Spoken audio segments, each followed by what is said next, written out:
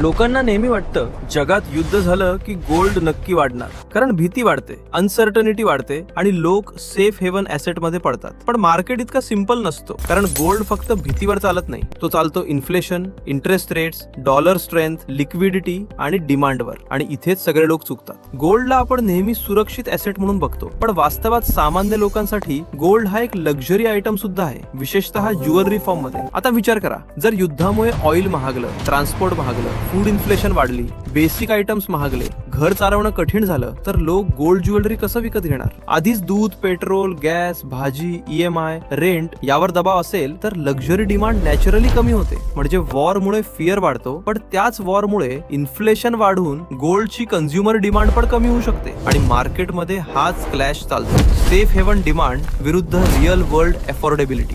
याच current war मध्ये ते स्पष्ट दिसलं. कॉन्फ्लिक्ट वाढल्यावर सुरुवातीला गोल्डवर गेला, पण त्यानंतर तो टिकला नाही, कारण मार्केटने दुसरा अँगल प्राइस करायला सुरुवात केली. जर वॉर मुळे ऑइल आणि इन्फ्लेशन वाढणार असेल तर सेंट्रल बँक्स रेट कट्स उशिरा करतील, डॉलर मजबूत होईल, बॉन्ड यील्ड्स वर जातील आणि अशा एन्व्हायरमेंट मध्ये गोल्डवर प्रेशर येते. म्हणूनच या वॉर सायकल मध्ये गोल्डने टेक्स्टबुक सारखं काम केलं नाही. भीती होती, हेडलाईन्स मोठ्या होत्या, पण प्राइस ऍक्शनने दाखवलं की मार्केट फक्त न्यूजवर नाही तर मनी फ्लो आणि मॅक्रो फोर्सेसवर चालतो. म्हणून स्मार्ट इन्व्हेस्टर हेडलाईन्स बघून गोल्ड विकत घेत नाही. तो बघतो की इन्फ्लेशन कोणत्या प्रकारची आहे, रेट्स कुठे जात आहेत, डॉलर स्ट्रॉंग आहे का आणि कंझ्युमर डिमांड टिकणार आहे का. लेसन खूप सिंपल आहे. वॉर म्हणजे गोल्ड ऑलवेज अप हा रूल नाही. काही वेळा वॉर गोल्ड साठी पॉझिटिव्ह असतो, पण काही वेळा तोच वॉर इन्फ्लेशन वाढवून, डॉलर मजबूत करून, रेट्स हायर ठेवून आणि ज्वेलरी डिमांड मारून गोल्ड साठी निगेटिव्ह ठरतो. म्हणून मार्केट समजायचं असेल तर हेडलाईन पेक्षा डीपर इकॉनॉमिक्स समजून घ्या, कारण शेवटी मार्केट इमोशनवर दिसतो,